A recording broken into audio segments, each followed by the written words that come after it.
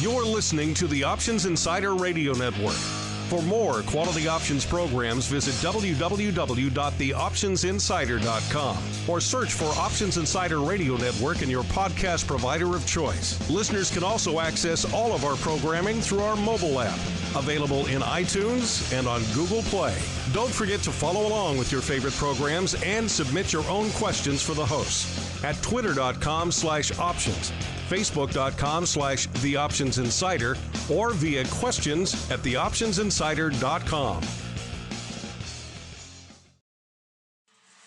Welcome to Volatility Views, the premier program for volatility traders. Each week, we'll take a deep dive into the world of volatility with in-depth analysis, trading activity reviews, strategy breakdowns, cutting-edge education, and much more. We'll also bring you exclusive conversations with the traders, researchers, and asset managers who are reshaping the volatility landscape. If it involves volatility, then you'll find it on Volatility Views. Volatility Views is brought to you by MIAX, one of the fastest options platforms in the world. MIAX is now trading options on the SPIKES Volatility Index, offering pinpoint accuracy, radically faster dissemination, and a highly transparent settlement auction for confident trading, all for competitive exchange fees. It's time to make a change and give yourself an edge with SPIKES. Learn more about SPIKES at www.miaxoptions.com/spikes. Options involve risk and are not suitable for all investors. The statements made are provided for information purposes only and are not intended to provide and should not be relied on for financial or legal advice. And now, it's time to take a deep dive into the world of volatility. It's time for Volatility Views. All right, everybody. That music means it is time once again to view a little bit of volatility. It's time for Volatility Views, the premier program for volatility traders. My name is Mark Longo, coming at you from the newly revamped TheOptionsInsider.com. If you haven't checked it out in a little while, get on over there. Got some cool stuff cooking and more stuff to come.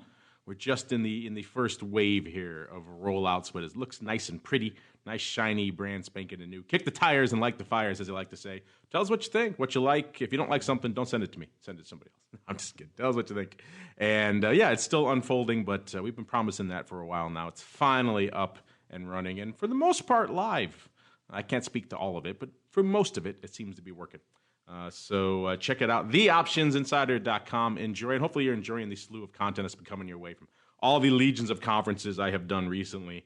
Thankfully, not a ton this week, so I have a little more voice left, but it's been fun. Stay tuned to the network for all of that good stuff. Speaking of good stuff, we got some in store for you today on Vol Views, and joining me to help me do just that. First off, it's been a little while since we've been on Vol Views, but we're happy to have him back. He is the rock lobster himself, Mr. Andrew Giovinazzi from OptionPit.com by way of Carmen Line Capital. Mr. Rock Lobster, welcome back to the show. You remember how this whole viewing of volatility thing, how it works? It's something to do with like a V or a V volatility, a spike. You know what? It's also confusing. I'm just glad Dew's here to help me figure it out. That's all. Well, you are referring to our other guest. Also been a while since he's been on the program, Mr. Dave Lincoln. He is the host of the Short Vol Show over there on YouTube. Today, he is holding down the MIAX hot seat over there. Dave, welcome back to the show. I hope you're ready to talk spikes for a full hour, sir, because you're in that chair. It's your job. I think I'm going to be learning more about it than speaking about it, but it's great to be back here on your show and great to talk to Andrew once again, my old mentor. It's never really great to talk to Andrew, but we get it. You're being nice. We understand. So that's a nice gesture on your part. And before he can take any more umbrage at me, let's keep on rolling right on into the volatility review.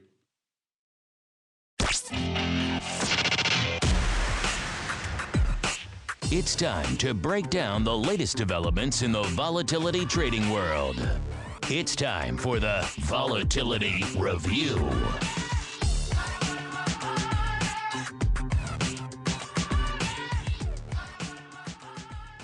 All right, everybody, welcome to the Vol Review. This is, of course, the portion of the show we break down the week that was and indeed still is from a volatility trading and trending and analysis and development perspective.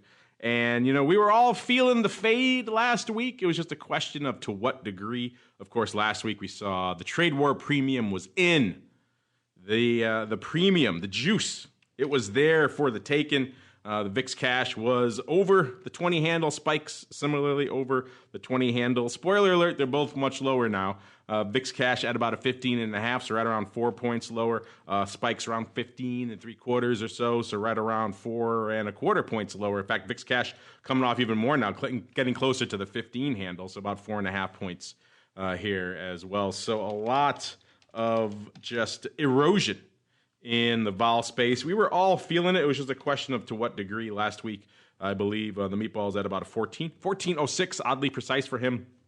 I was being a little bit aggressive with my downside. I was at 13.25. I don't think we'll hit that by the course of the next hour, but crazier things have happened in the vol space. Yeah, we're seeing spikes right now at about a 15.5. VIX Cash threatening the 15 handle. So the erosion is in our old friend VVIX as well, coming off quite a bit at about a 95 right now. So roughly 8 points below where it was last week. So this time last week, it was all Sturm und Drang over the trade war. Will they, won't they? Oh my God, the sky is falling. Dogs and cats living together, mass hysteria. Fast forward a week, not a heck of a lot has concretely changed, but there's a lot of rumor and innuendo floating around that things are progressing perhaps a little bit better. We haven't certainly seen another rash of very aggressive tweets from the administration, which really seemed to set us off down a dark path in the marketplace. We've seen some of those dialing back a little bit as well. Maybe some of that also due to the fact that we're seeing some big major names like Walmart and others coming out with good earnings, but saying, this trade war, we're going to have to raise up some of our prices. Populists, I should say, politicians, easy for me to say, never really like that. So maybe some of that's why the trade war rhetoric is getting dialed down. Either way, the market seems to be moving full steam ahead. Dave, it's been a little while since you've been on. A lot's been going on in the world of vol, so catch us up. What's going on in your neck of the woods? What has really been lighting up your vol tape since the last time we spoke, sir? Well, as you know, I'm somewhat of a UVXY specialist, and so I watch that one quite a bit. And like some of the other issues, like VXX this week, we've seen some overwriting in that space. But just as far as the general volatility market this week, I would say it's really been a tradable market. If you're a long, you can make money. If you're a short, you can make money. We've seen, back-to-back days where down one day, up the next day, down one day, up the next day. And that's what traders really like. So, and I have to commend you guys also on your crystal ball. Those are some really accurate predictions. I mean, from where we were last week. Wow, good job. We have been doing pretty well. This week we're maybe a little bit bridged too far, but it has been. We've been wrestling that slippery pig pretty well of late. It's funny that you're still on the UVXY / kind of SVXY train. That you haven't really been dissuaded by all the, shall we say, neutering that's gone on in that space of late. Well, you know what? The spreads have widened out a lot in the last few months, which has made it a bit tougher to trade, definitely noticeably tougher to trade than VXX, which spreads have tightened as the name change has kind of sorted itself out a little bit. But we have had some decent volume in there, and like I said, we've had a bunch of overwriting calls this week. But yeah, I've stuck with that one. I like it. Still is 1.5 times leveraged. If I could trade options on TVIX, I would, but I still like the leverage. I wish we had a 2 times leveraged optional product still. Yeah, of course, the VIXocalypse kind of took care of that for everyone. So you're pretty much exclusively UVXY now. Is that kind of your weapon of choice? UVXY, a little bit of VXX in there. I'll watch the paper in the VIX, but yeah, that's my main horse right now, UVXY, definitely. Andrew, we've kind of talked about it before. We kind of have gotten off a lot of the SVXY, UVXY kind of train. Are you still utilizing any of those out there? I don't use UVX unless it's really short term. Just the way I do a lot of pairs with SPY, so it's just extra contracts, and it's one level more of. I just think it's just one other confusing element for. I already have a strategy where you're pairing SPY with like VXX, so I think my clients are already full. I have enough of one thing to learn without trying to throw UVXY. But I mean, UVXY is perfectly fine. It was more fun when it was a 2X product because it made the daily swings crazy. You know, it could do a lot of fun stuff. So as far as that goes, I thought that was. I still look at it. I just don't trade it that often. I've just come to like, I kind of stay in SPY and SPX and VXX and VIX options. That's kind of enough, I think, for me right now, to be honest. This is the most. Besides the scattering of some little equity here and there that gets interesting. I think this is the most we talked about UVXY on this show in like a year. I think we actually have a listener mail about it a little bit later, so we're going to have more. Stay tuned, listeners, more. I think they're mocking UVXY, just a spoiler alert there. But so, Dave, you may take offense at some of our listener mail later. But just prepare yourself now. But, Andrew, outside of the ever-contentious UVXY, we're approaching the zone of the monk. How are things looking in the land of your Vol newsletter and all your fun goings-on there in the pit of crazies known as the option pit? Well, let's see. The strategy that I had is doing better today, although it was fully valued last Friday. I could just take the whole thing off and make nice money. But no, I'm greedy, so I didn't. Now at least it's looking better. VXX is kicking in a little bit on the downside. As far as what zone we're in, I think until this the trade war basically is, if nobody says anything for 3 weeks, VIX is probably 13 again. I think right now that's a near impossibility. So I think like 15 is the new 12 or 16 is the new 12. We're going to just hover around 16 vol, 16 VIX, up, down, all around until we get past this in the short term. And if you don't hear anything for a couple of weeks, right, you could see cash dipping down a little bit. But even when I talked about this like Monday, what I was trying to point out to people on the blog is, you know, that 30-day straddle was $95 on Tuesday, I think, when I wrote the blog, and by like Thursday it was down to $80, the at the money straddle. So, and they weren't putting the ball back in it. So, you know, that's a pretty, you know, in 3 days the straddle loses $15. Wow, that's a lot of decay. And it's not decay; it's them taking the ball down. So, just looking at vol in general like that, I think, you know, those expectations will lower and they'll lower and they're lower, and it might drive, and we might see the cash a little lower, but it seems like any drop is kind of hard won. So, you know, if we see 14 next week, I would not be surprised if we saw 20 again, because, you know, the Chinese throw the glove at us or we do it that way, either way. And that's what I think we got. So it is I think Dave said it well. He's like, you can be long vol and make money. You can be short vol and make money. I think what you got to do, though, is when you get your vol move, you got to take the money and run and then go do something again. So, because a move in any direction has not been lasting very long.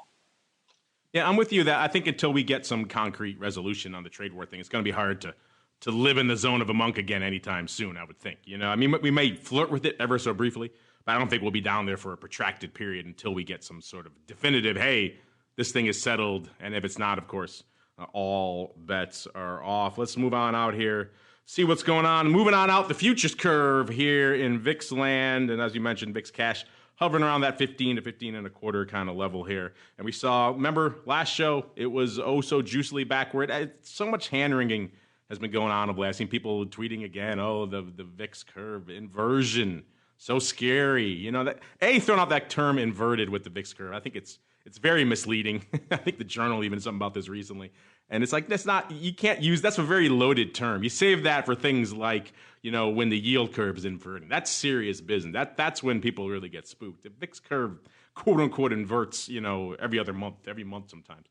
So it's just backward, lasts for a couple of days, and it goes right back. I think backward is a much better, more digestible term because it conveys a little bit, not as scary, I don't think, to the broad term. Or just, you know, things are kind of wonky right now. That's a good way to put it, too. If you say inversion, particularly after we just had the big debate over what it means for the yield curve to invert, when you use this loaded term like VIX inversion, people are running, screaming for the hills. They see places like the Journal running out there with it saying, it's terrifying, run for the hills. And it's already gone, listeners. So that's how scary the VIX futures quote-unquote inversion was. We're no longer backward.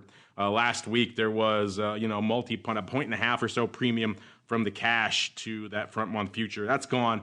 It's actually about a quarter of a handle discount, the cash to the front month future, which is kind of not quite closer. Usually it's a little bit wider than that, but there usually is a healthy discount there, and we see that in a nice, healthy contango, pretty much shaping up again as about a 1.5 point premium. So it gets up there pretty quick to the 2 months out, which is, of course, the June contract out there. Then we kind of languish once again. We said it before. Once you get out to July, it gets in the 17 handle, and it kind of hangs in that 17 handle pretty much all the way out to Jan of next year. So there's not that much. There's a 0.6 point premium between July and Jan of 2020. So if you're going to hedge to July, it doesn't cost you a heck of a lot more. In fact, you can go out to Deece for 17.25. So there's a 0.15 premium from July to Deece. Let that sit in your brain for a little bit, listeners. You can go all the way out to Deece, not even a quarter of a point more.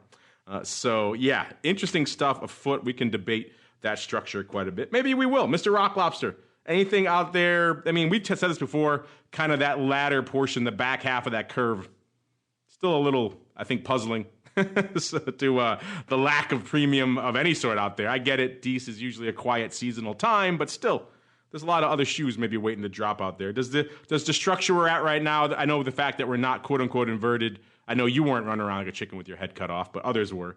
Are you calmer and less scared now? And then B, regardless, what do you think of the way the curve is setting up right now?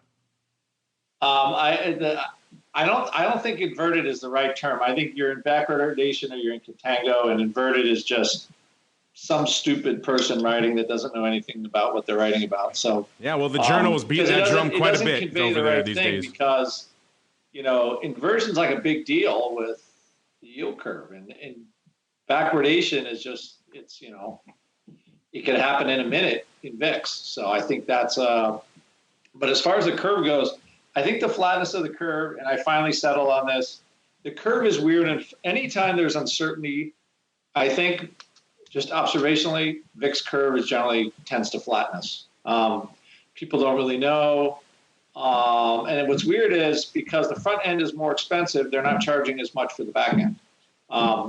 So it's that near-term stuff expensive is weird, right? Or, once you get flat, because you should normally have some contango, and then the stuff in the front is cheaper than the stuff in the back. And now, they're kind of bidding that near-term stuff is a little bit more expensive than normal. And for whatever reason, nobody wants the back. But generally, flatness means uncertainty. So I would say that this trade deal thing is the only thing I can think of that's, while it's still kind of ongoing and strange, I think that's messing the curve up a little bit. That is what I would just call a total guess, but it's an educated guess. So I'm going to stick with it. And I haven't been able to figure it out, but I think that's what it is. And I think until we get like that sort of rich contango again, that just crushes the vol products and makes them so much fun and die, we're not seeing that right now. So until we start seeing that again, that's when I'll blow the all clear signal. But I still think, like I said, 16 is the new 12 for a while, at least for this month. 90% of the analysis of the VIX futures curve is educated guesses anyway, right? So don't demean yourself too much there. There's not a lot of hard, concrete, this is exactly why this is the way this is. But there's a lot of educated guesses. By the way, I think that's a good point. It's maybe a bit of a glass half full, glass half empty. The back looks cheap, and it kind of is cheap, but also some of that is in because the front just got bid up so quickly, right? So that kind of puts it in a little bit of perspective. Maybe you could say the front should come off a little bit as well, and that would make that longer term look a little bit more expensive. It's still relatively cheap. But still, it's interesting. It's very much a glass half full, glass half empty. Dave, where do you stand? Are you a glass half full guy? Are you a glass half empty guy when it comes to opining on the mysteries of the VIX futures curve, sir? Well, there's not a whole lot of paper driving those back months out there. So I think they kind of just sort of guess it based on what calendar spreads are coming through. But like you said, most people discount the December because it's a little bit slower. There's more holidays in there. But, we're getting real close to expiration now. Expiration being next Wednesday. So you're going to see the front month futures kind of hug closer to spot right before expiration. And then people are going to start looking towards that relationship between June and July as early as right now, as they look towards the next expiration cycle. That's going to become more important to people. But, it did, like you said, pop back to around 8% now very quickly. But I think that's just a function of expiration coming soon and that future rushing down to reach spot. Certainly seems that way. Let's keep on rolling here we explored some mysteries of the VIX futures. We could spend all day doing that, quite frankly. Let's move on to some of the mysteries of the options as well. Not as much of a mystery in the game being afoot out there. We talked last week, the spikes OI grew dramatically last week, or about a 5x coming off of expiration and now new contracts coming in. It kind of stayed settled this week. OI roughly the same as what it was, and the top positions still pretty much the same. The May 14 half puts leading the charge, followed by that June 2025 vertical in the calls. Those have kind of been the big positions for the last week or so. Not much changing on that front. Again, we talked before about that. A lot of people keeping their powder dry until the spikes futures have launched and gotten out there. I know, Dave, we joked about it before, but have you been at least even intrigued for like a 10 lot just to dip your toes in a new product, or are you kind of waiting for the underlying to get out there as well? Yeah, I haven't started in on this yet, so I'm just on the sidelines right now, learning more about it. Really. Well, you're on the right show then, and you're in the right hot seat to learn more about this good stuff going on. A lot of good stuff going on in the vol space this week, as you might have seen. A little bit of vol happening hither and yon, going up, going down, mostly coming down this week. A fairly light day today compared to some of the recent action we've seen out there in the vol space. Only about 80-odd thousand contracts on the tape for VIX coming into showtime here.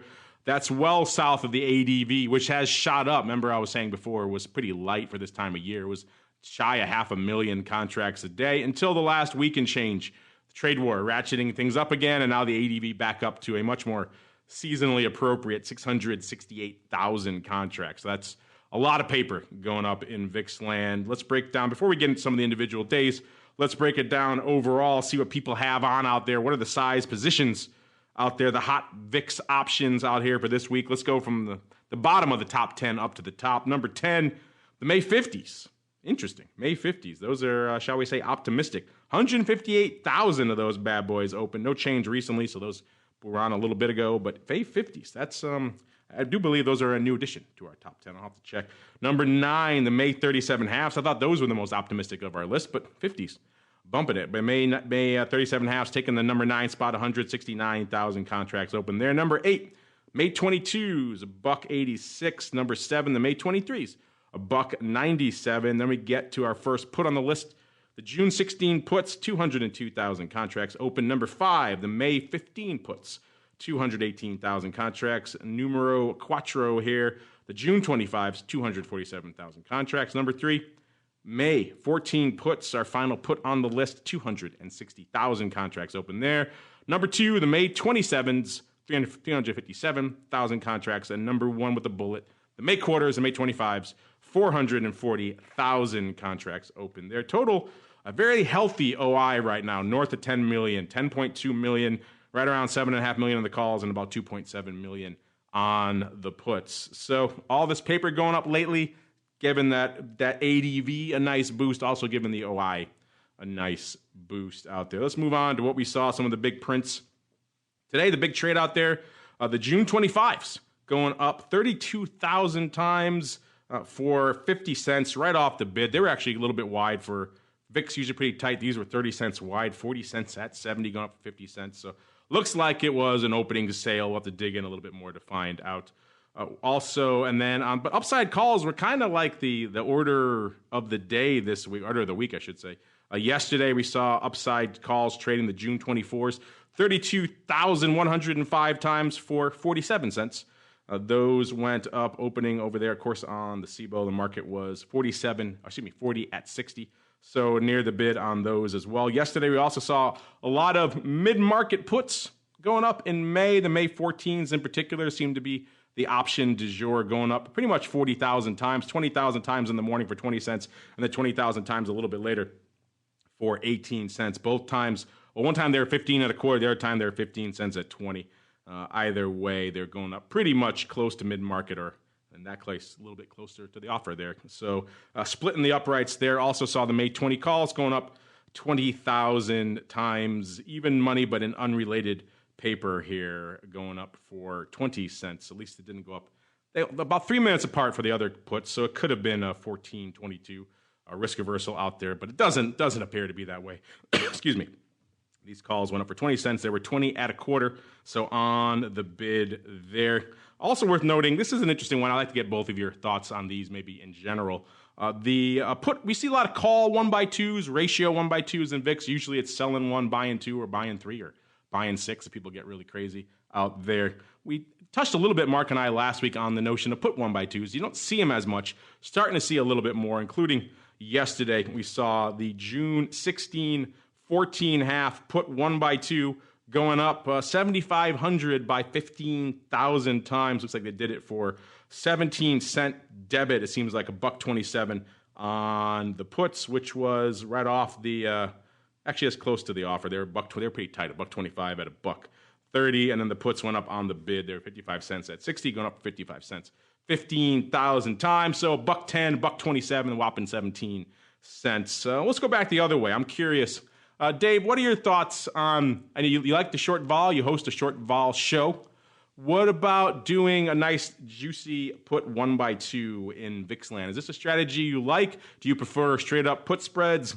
What are your thoughts on ratios to the downside here? Yeah, I don't really deal with them that much. I understand why people do that, but I generally deal with just more straight up verticals to the downside.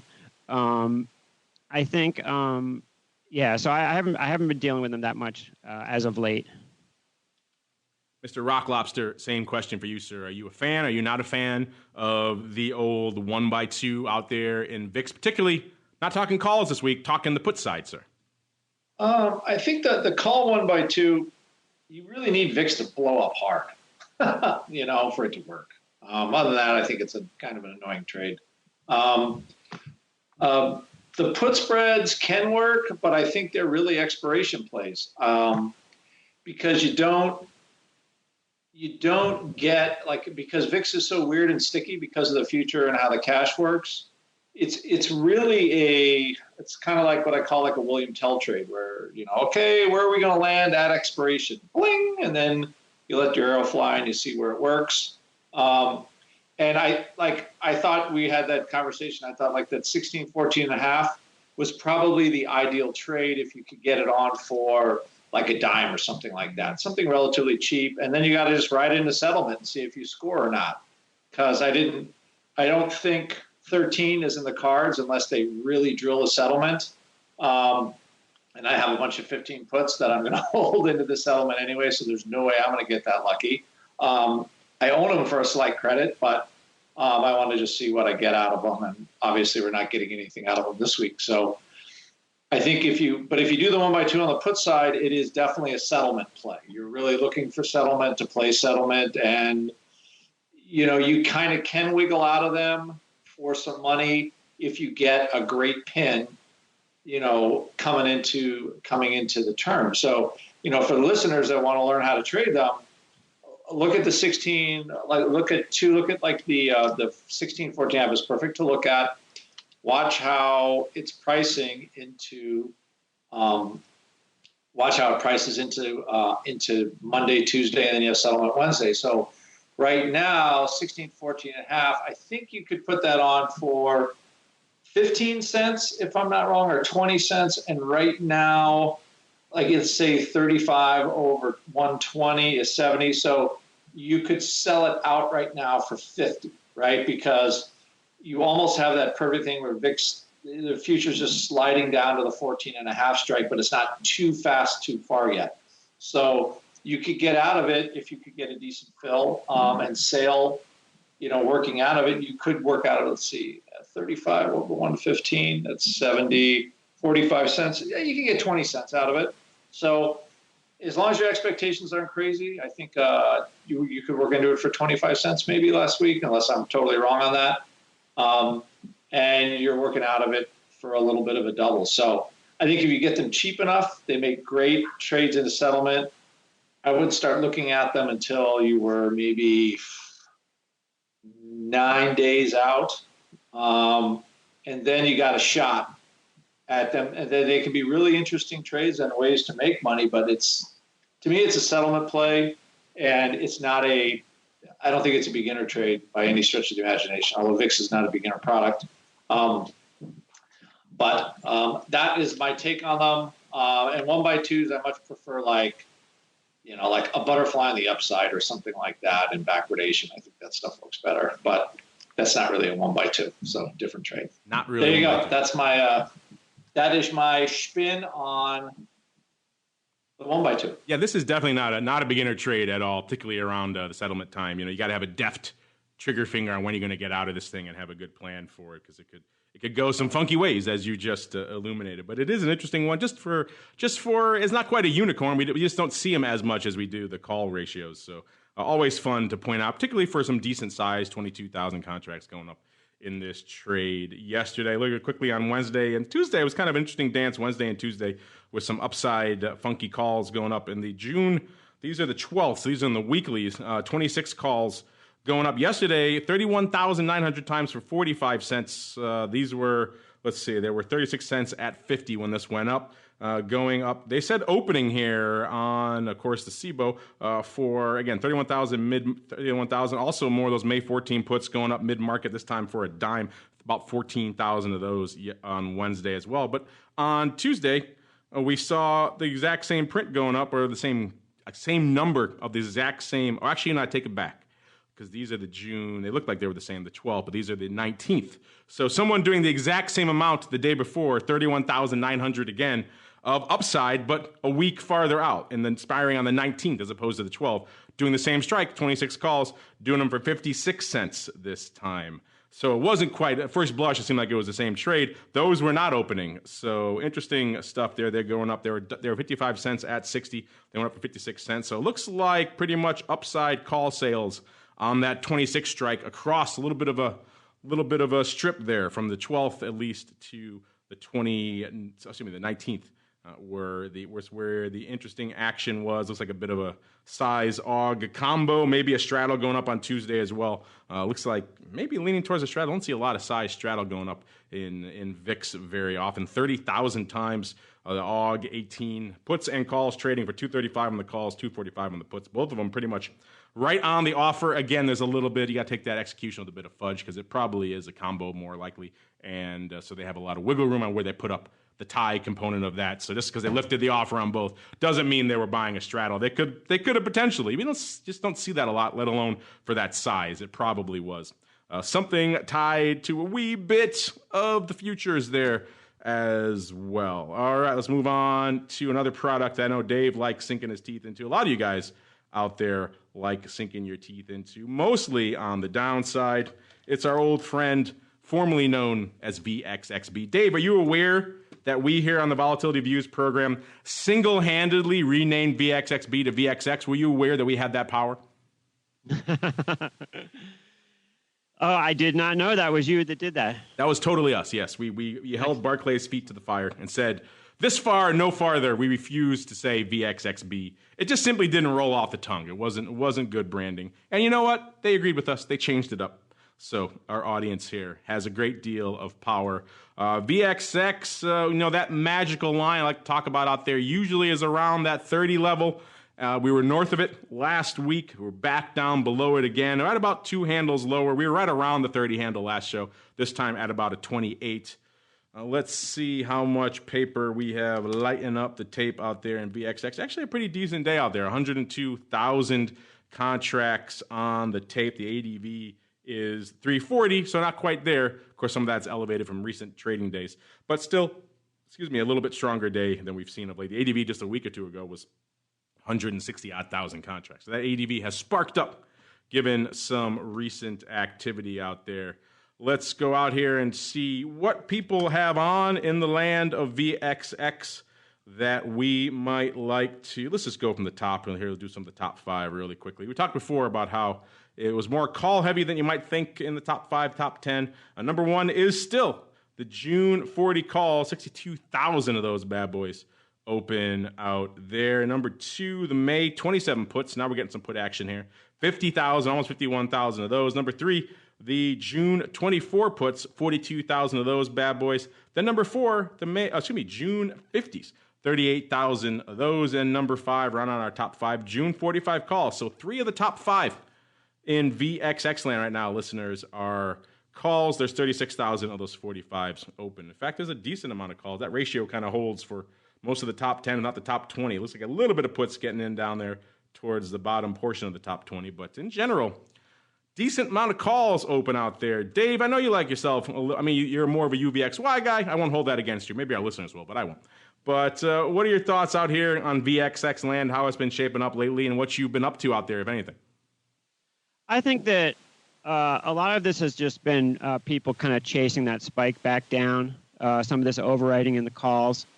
I have a lot of people ask me, for example, a trade went up today, later on today. It was 10,000 of the May 28 puts went up, sort of mid-market. And I just kind of want to caution viewers, when you see something go up like 10,000 puts like that, it's very hard to interpret who's doing what or whether it's a bullish or bearish play. I have people all the time see a trade like that, 10,000 puts go up close to the offer, and think that that indicates somebody knows something and that this is going lower. And I really like to caution people, you see 10,000 puts go up mid-market, it really is not an indicator of which way things are going to go. A lot of people get confused about that sometimes, I think.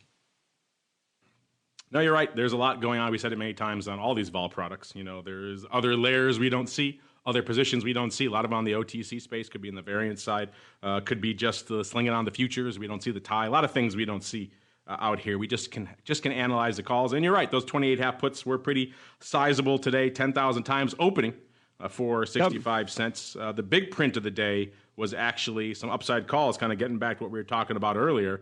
The June 41 calls expiring on the 28th. So also in the weeklies out there, 57 cents, 21,402 times. Oddly precise numbers going up today, which is interesting. For 57 cents, right there on the bid, that is opening. That could potentially be what you're talking about earlier there, Dave, people fading. We have seen a lot of upside buying up there in VXX of late. Maybe some people getting the heck out of Dodge now that it's going up, but this is opening, so clearly they're repositioning. But yeah, in general, it has been fascinating to watch the paper that's been going on out there. Mr. Rock Lobster, I know your crazies like themselves a little bit of VXX. What's been catching your eye out there? What are your crazies up to in VXX land now that we're back below the magical 30 handle, sir? As far as the crazies go, we're at this part in the cycle where I think the vol products are very interesting. I know Dewey probably understands this. By the way, when I call him Dewey, that was his old acronym. So it's hard to calling him Dave Lincoln it almost sounds too freaky to me, like he'd be some alien or something like that. So, and I think Dave is looking at it as well as I am. Like, okay, next week, the VXX and UVXY are all the June future. And the June future is hovering 16.5 or 17. So, like, where you make hay in these products on the downside is when that future comes under compression and you're at that weird part of the cycle. So, it's like anything else. You understand what your product is. And I would say we are close to the option pit fair value of vol for the term, for the VXX curve. We do have an observed fair value for VIX, for the VIX futures at any particular point in time. And again, that's just a theoretical value, though. So anybody that trades knows, okay, you have your sheets, you have a value, and you think that's what it's worth, and all of a sudden the market goes totally insane, and you throw your sheets over your shoulder, and you go, okay, I got to do something else right now. So while VIX is approaching that number, and the futures are kind of, the back part of the curve is just still really kind of, July and August are super flat, I think, for our terms. And I think that does reflect this trade thing. And I'm only even, like Dave said, the back stuff doesn't trade that much. I'm really looking at June, July, August, where there's a little bit of volume. But right now, like VXX next week on Wednesday is 100% that future, that June future. And if we see, if we do see a 14 cash, coming into settlement or something really low where they kind of drill it, that's going to be a real expensive future. And a product like UVXY can get nailed on that day. If that future's down maybe 50 or 60 cents, percentage-wise, that's pretty big. And for UVXY, that's like $1.50 or $2 move or something. So it's a pretty good-sized move at this particular point in the cycle. So it becomes, I think a part of your vol trade with those products is where you are in the particular cycle and the mix of futures in the bag. So then you get kind of an idea of the expectation to move. And I think we're coming into the interesting part of this where if everybody just assumes this trade war thing is going to kind of drag on, this is just going to become the new norm, the market will start to price it like, all right, well, they're going to keep slapping each other in the head, but eventually something will happen. Then that's when you see lower vol again. And so right now that future's hanging there basically waiting for some kind of confirmation. So the vol products can be very sticky while that future doesn't do anything. So if it's sitting around 1670 and it oscillates between, here and maybe back up to 17, while there's all this talk going on, you're not going to see that great performance on the downside out of UVXY or VXX. But if you see any slip in VIX, because it's just basically sitting there hanging, then you actually see those products make some money on the downside. And right now, since there is some contango, it's going to take a while for them to get some giddy up if VIX actually starts to rip. So VIX needs to rip hard now from this level to get those things really to start moving again. So it is not the most, it is close to an interesting spot to trade the vol products. But I think you got a lot of hurry up and waiting over the next 4 or 5 days. Yeah, when it's ever that June future you mentioned earlier in the show is kind of one of the mystery parts of the curve there. What exactly is up with that future? So yeah, that makes VXX and related products a little bit more interesting, a little bit more terrifying, perhaps, depending on your point of view. This time of the year. Let's keep on rolling. Speaking of this time of year, it is earnings season, listeners. Still big names popping off. A lot of big names popping off here this week. Let's see. Who did we have? We had Macy's on Wednesday. Cisco, Uncle Mike, wherever you are, do not listen. He's terrified of that name for good reason. They were on Wednesday as well. Before the bell on Thursday, we saw Walmart. They have the aforementioned tariff price hike. NVIDIA after the bell. Pinterest apparently just taking it on the chin here. The people not liking stock off 17% after go figure. One of these new IPOs doesn't make money, and then people get all sorts of up in arms about that. Apparently, this is the kind of thing that always cracks me up whenever they go from that quote unquote secondary market of the VC market where these bubbles exist and they keep looking for those unicorns, and each round is a higher valuation than the last because no one wants to have a down round, and et cetera, and so on and so forth. Then they meet the crucible that is the public market, where they don't care about any of that crap. They just want to see your numbers. They don't care about disappointing your VC or anything else like that. And all of a sudden, go figure, these companies start to tumble because they can't meet those expectations. They still got a good payout in the IPO, so they're not obsessed, or I should say upset about it, but still. They're not happy going forward, obviously, for this sort of thing. And Pinterest, folks not liking what they're seeing. Let's see what else is going on here. Earnings volatility is a big driver out here this week. Let's see. Let's go to Walmart. We talked about them earlier. They're one of the big names everybody was talking about this week. Remember, these reports available on The Options Insider, the brand spanking new, theoptionsinsider.com, courtesy of our friends over there at Orats, completely free of charge. Walmart was on the 16th of May before the bell. They closed going in right about $100, $99.88 going into their announcement. They were pricing in $3.71, so nearly $4. They delivered about half of that, only $2.18. So oddly muted, given the fact that they had some decent performance. Maybe some of that having to do with the mention of the impact of tariffs going forward. Let's see what else we had going. We won't do Cisco in deference to Uncle Mike. AMAT, Applied Materials, on the 16th as well. They went into their announcement about 41.66. They were pricing in nearly $2, $1.85. They delivered about 2.25, so a little bit outperformance there when it comes to AMAT. Baidu, they were at 153.70 going into their announcement. They were pricing in 6.25. And they actually delivered, get this, $23 to the downside. So yeah, roughly 4x what their straddle was pricing. So Baidu, go figure, delivering a little bit of that juice there in an otherwise somewhat staid earnings season. Let me just look here really quick. Again, you can find all these reports for yourself there on the site, listeners. John Deere was today. I don't have them breaking out. So there's still some names popping off if you are intrigued. If you want to say the heck with the macro, let's get micro, let's sink our teeth into an actual straddle and see how it performs. You can do that, and we got the data for you there at theoptionsinsider.com. Now let's see what you guys have for us. It's time to check in with a little bit of your volatility voicemail.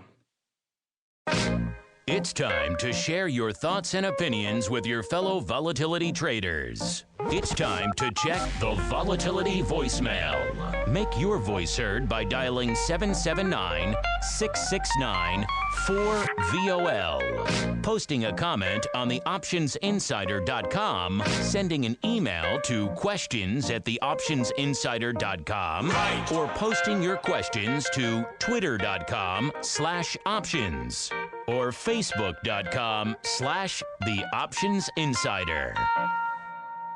All right, welcome to the Vol voicemail. I think we've opened the floodgates, Dave, or I should say you've opened the floodgates, Dave, with your comments on UVXY, because people are chiming in now. I guess we've awakened the sleeping monster here. Wake up, bud, chiming in, listening to the show.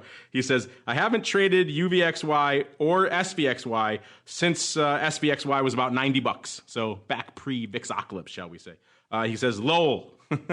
I just don't trust them anymore. He wants to check out the oil sector instead. That's being ignored, and all we hear is FANG tech. I'd be selling all tech and buying energy, healthcare, and financials. Well, a little bit of a digression, I should say, at the end there. But Dave, he's not trusting your friend UVXY or its sibling there, SVXY. Can you really blame him? Well, like I was going to say, I can't really blame him. I mean, the company that run ProShares that runs UVXY really threw a wrench in everything by changing their formula midstream. I don't think it was fair at all. I got hurt when they changed the leverage, and it shook everybody that somebody can just come in there and change the structure of the product overnight like that. And so I don't blame people that they're frustrated with that. But when it comes down to it, in the end, it's about us making money, and it's a product that's been profitable for me. So I went back to it. And if you can, however way you can find a way to make money in this market, I'd say stick with it. And if UVXY happens to be that, or SVXY happens to be that, then so be it. There you go. Diminished expectations, but it could still function. I wasn't more of an SVXY than a UVXY guy, but I can see where you're coming from. Speaking of UVXY, we had a longtime listener here, J3 Dingle. He chimed in earlier this week, so everyone's got UVXY on the brain this week. He said, I saw on Bloomberg that one of the 20-plus Democrats running for president owns UVXY in size in his portfolio. He says that alone should be disqualifying for him. I think that's pretty funny. I just love our audience. That's how savvy they are. If you own a neutered vol product, bam, you are out of the race for president. What do you guys think, Dave and Andrew? Should that be a disqualifying factor? Those are fighting words. Yeah, I mean. Yeah, this might be your favorite candidate. Insult. He doesn't say which one it is. You may want to vote for this guy, David. This might be the guy you like. Well, the problem with it, I think it would be Dave. It would have been better for Dave if it was a Republican candidate and not a Democratic candidate. He's a little bit shaken right now, to be honest. We better take his pulse. Those long-held views fall by the wayside when it comes to money. This guy likes UVXY. Maybe you have, or a gal, I don't know who it is. So maybe you have a kindred spirit there. I'm with J3 Dingle. If they own size neutered vol product, I'm not overly excited about their potential in the highest office in the land. I thought that was hilarious. We've had listeners of this show before run for run for Congress based on what IB charges for VIX futures rates and margin rates. So we have people who are deep in the weeds, and I love you all out there, which is why. So yeah, I'm kind of with you, J3 I'm not a huge fan of owning that. They should shift to something else. But Dave here is a fan, so there you go. Maybe we've got a little bit of a differing opinion. That's what makes a market, right? All right, T Lima. This gets to kind of a timely one. We were just talking about something like this. T Lima wants to know. He says, I heard you guys hitting on 1x2 put spreads in VIX last week. What about VXX? There are a lot of juicy puts 1x2. I think it means put 1x2s, lining up for small outlays and maybe even credits. I'm looking, he says here, he gives us an example. I'm looking at the Deere 2823 1x2 that can do for around 45 to 65 cents. There are similar spreads lining up across the term structure. Also, he's got a multi-part question. Also, do you have a preference to longer term or shorter term when trading the 1x2 put spreads in these products? So he kind of lays out a scenario here, Andrew, of a longer term out to Deere 1x2 put spread. Most of the scenarios we've discussed and have usually typically been shorter term. We don't see a lot of longer term, so that's an interesting point in and of itself. But we just you just broke down your thoughts on VIX 1x2s. Are you more or less intrigued by a VXX put 1x2, sir? I think the VXX can move, right, as opposed to VIX, which sort of hurries up and goes nowhere and then moves all of a sudden. So I'm just looking at his trade. So I think that once VIX is kind of in the zone 1 area, you could get away with a 1x2 buy 1 sell 2, because everything going down crawls, but there's negative skew in the puts. So you don't get great buy 1 sell 2 prices. I want to make sure I'm reading his thing right here. Look at the D's 2823. I didn't check. I can't see exactly what he wants there. I'm assuming he wants to buy 1 and sell 2. I'm assuming. I thought so. So, could that work? I mean, the problem with the 2823 in a product like VXX is, if we see 13 vol, 13 VIX for a month, you're going to be trading 25, and you already have the 1x2 on for Dees, and you're going to be kind of stuck in it, and you're going to be holding on to it, and it's going to be tough to make any money on it. So I think it's a harder trade out there in that direction because of the ability to kind of close it. Now, if we have the up and down choppy vol market, then it could work out well. But I mean, you're waiting for a damn long time to make any money on it. Yeah, Dees is probably the biggest question I have about. I would maybe like it a little bit more if it was, a little bit closer to home. You could play around with that a little bit more. Yep. Like I think you could do that in July. If you could get some decent money for something like that in July, you work out the decay and just at least get some sort of theoretical landing zone for it. I think that could be a decent trade. And what makes it what could be a great trade is you get a little vol-apocalypse or a jump or something. Like even a quick one, you might be able to buy a couple of the shorts in for nothing and kind of juice it if it goes back down again. So I think you have to watch that. Now, if they put that on when the vol's super high, maybe last week when, everybody's like, freaking out. It might be, that could be a decent vol sale, and you could that would be, I think, scalpable at that point. But I think it's difficult on just sort of ordinary circumstances with VXX, because ordinarily, like knows, VXX and UVXY just spend a lot of their time just kind of, going down. So that 23 could easily be, at the bottom of the run out. You could already be, it could be that your 1x2 could be well in the money and you still got, 6 months to go. And you're like, okay, now what do I do with this thing? So that's something you have to be careful about. I think the theoretical low for VXX in December, if we have like what we call like a normal contango, is probably $17, something like that. Maybe a little less, $16. So we have kind of a boring market, which we haven't really had in a while. But if you do, you're going to be trading VXX 16 by December. Then what do you do, right? Then you have your 1x2. You're like, what do I do with this thing? So that far out is not my favorite unless you trade it in a very high vol area. Sell the Vega, you get the Vega crush, unwind it, and then rinse and repeat when you get the vol blown up again. Dave, you like it the other way? You'd rather sell 1 and buy 2? Yeah, I mean, I would put those 2 units in my pocket and try to do something lower against, like sell something lower against it probably. I just think that the farther out you go, the more that we have the potential to just roll through both those strikes and end up way below them. That certainly is the risk going out that far in a 1x2 like this. And the risk for us now is we have to wrestle with the VIX and spikes monsters. It is time for the crystal ball.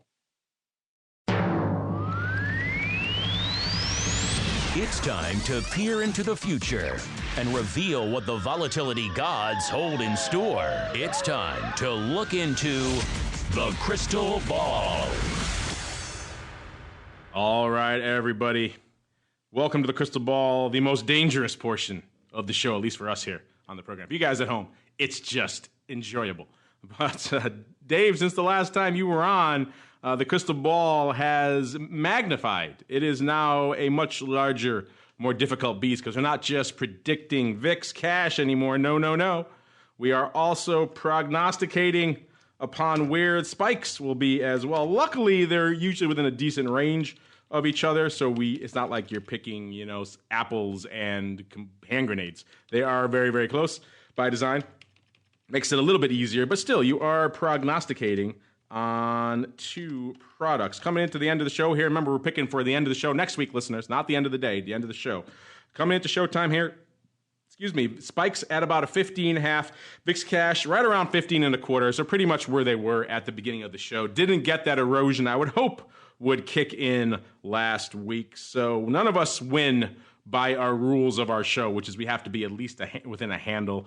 I was at 13.25, so I was about roughly 2 handles away, and the meatball was 14.06, so he was about a handle and a half away. So neither of us win, which is a long way around to saying, Dave, because none of us won this week, as our guest, I give you the dubious honor of prognosticating first, sir. So where do you want to be on the spectrum? You picking a little upside, a little downside, where we are right now? What are you feeling for next week? By the way, I'm going to interrupt and just say, dude, he's letting you go first so he can scum you for 10 cents. Right. That is the Andrew move du jour. He did it, I think, as soon as the guys came on the show. It's the first time Andrew's on. He's like, let me scum you by 10 cents. Welcome to Vol Views. It was pretty funny. I take umbrage, sir, at that. Listeners, it's all in the record. You can go find it for yourself. But that said, he's just trying to buy himself some time, Dave. Go ahead. All right, so I'm going to hedge my position, which is short right here, and go with 16. I'm looking for another poppage. 16 even. Okay. 16 even. 16 even. And Andrew, just to show there are no hard feelings from your last bit of scumbaggery that you did last time you were on the show. I will allow you, since you haven't guessed it was the meatball, it wasn't you, I'll let you go next. Usually I like to go first or definitely second, but I'm being a charitable guy. I'm boxing myself in here just for your own enjoyment, so I don't get your umbrage. So what do you got for us, sir? Oh my gosh. All right. Well, I will go VIXY. I'm going to go the other way, Dave. I'm going to say 14.25. And if I go VIXY 14.25, I will be spiking 14.70. Wow. I like it. Very precise. I'll allow you to give just one number if you want to, if we can do that sometimes. It's a little bit easier in that sense, but you are picking for both. So it gives you a little bit of a double fudge factor, if you like to see it that way. So we got 16. That gives me a range. I have 2 shots to be right. It does give you a range. I see what you're up to there. Nothing escapes my eye. All right, so we got 14.25 on the downside, at least in VIX land, with the Rock Lobster. 16 to the upside. Again, 15.25 right now. VIX Cash 15.5. This is why I don't like letting you go before me, Rock Lobster, because I was leaning a little bit of downside. But I don't think, I was aggressive last week, and part of that was for the fun of it. But part of that was I was feeling a little bit less. I was feeling closer to probably where you are now. I think this week, given what we're seeing out there, where we're hanging, I think we have some downside ahead of us, but not a ton. I'm going to do the one number, which is, tell you what, I'll do what you did to give you a little bit more room. I was going to say 14.75 for both of them, but that leans on your spikes prediction, and I won't be that guy. So I'll say 14.75 for VIX Cash, 15 even. There we go. How's that? Giving you a little bit of wiggle room. 15 even for the spikes itself. All right, there it is, listeners. Unfortunately, that music means we have come to the end of another super enjoyable journey through the world of volatility. Man, we talked everything. We talked 1x2 put spreads to the downside in VIX and VXX. We talked other ratios. We talked who's up to what, selling calls and trading calls on the upside in VIX land. We talked VIX futures, the mysteries therein. We talked what's up in spikes and VIX Cash. We talked even UVXY made it on the show this week. Listeners, if you don't like that, send your hate mail to Dave. And Dave, if they want to check you out there on the Short Vol show, sir, where should they go? What should they do? The newly renamed channel of VIX Crush on YouTube you can find me at, or at The Famous Dave on Twitter. Oh, it's not the Short Vol show anymore? No, the show is the Short Vol show. The channel is VIX Crush now. VIX Crush. Even though you only trade UVXY. Interesting. I like it. I like what you're doing there. A little bit of branding. So the channel, listeners, is VIX Crush if you want to subscribe. And how frequently do you do the Short Vol show? A couple, 3 times a week. Oh, so there's just kind of whenever you're seeing the markets lining up for a good show? Indeed. And listeners, if they want to buy a VIX call, they should not tune in because you'll mock them furiously. No, we like people that are long too. Okay, so you'll handle all comers. There you go. A VIX Crush over there in the Short Vol show. Over there on the old YouTubes. And Mr. Rock Lobster, sir. If people are intrigued about all this vol stuff, maybe they want to come talk to you about 1x2s in either direction in person, perhaps in Chicago, perhaps over a tasty steak. Where should they go? What should they do? You go to Option Pit /events. It's actually a button on our website that says events. I will be there. Sebastian will be there. A lot of our trading clients will be there. Mr. Longo will be there eating a tasty steak on Mr. Sebastian, which is always, I guarantee, his favorite steak of the year. And you can learn yourself some trading. It is Gibson, so it's already a pretty good steak, but the added seasoning of the fact that it's on the meatball makes it just extra delicious. It could be raw, it could be rancid, it would still be delicious just for that fact alone. So check it out if you haven't already, listeners. Optionpit.com. We'll put out some information for that as well. I think we already have. We'll put out some more so you guys can find it for yourself. You see me, you see the Rock Lobster, you see the meatball. Maybe we'll get Uncle Mike down there. All sorts of fun stuff going on. Some other surprise guests. You got to have a litany of speakers. I think the Flow Master will be there, Mr. Schwartz. So all sorts of fun stuff. If you're going to be in Chicago, you owe it to yourself to come on out and check it out. It's a fun time.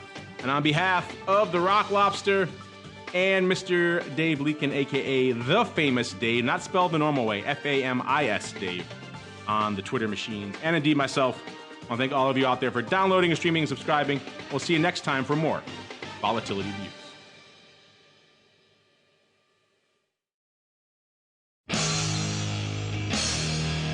The preceding program was a production of the Options Insider Radio Network. For more quality options programs, visit www.theoptionsinsider.com or search for Options Insider Radio Network in your podcast provider of choice. Listeners can also access all of our programming through our mobile app, available in iTunes and on Google Play. Don't forget to follow along with your favorite programs and submit your own questions for the hosts at twitter.com/options, facebook.com/The Options Insider, or via questions at theoptionsinsider.com.